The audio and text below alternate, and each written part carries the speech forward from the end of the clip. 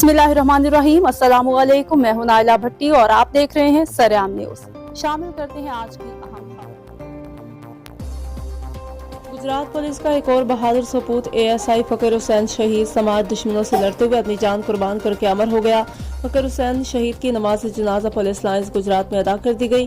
गुज़श्ता रात इंचार्ज चौकी जात्रिया एएसआई फकीर हुसैन फराइज की अदायगी के दौरान समाज दुश्मनों की फायरिंग से शहीद हो गए, जिनकी नमाज जनाजा पुलिस लाइन गुजरात में अदा कर दी गई, जिसमें DPO Gujrat Syed Asad Muzaffar, deputy commissioner Safdar Hussain Virk, district superintendent jail Ishtiaq Gill, ADCR Khizar Hayat Bhatti, SP investigation Mahar Mohammad Riaz, DSPs, SHO Taj Rehnuma Javed but समेत दीगर पुलिस अफसरान और सिविल सोसाइटी की बड़ी तादाद ने शिरकत की।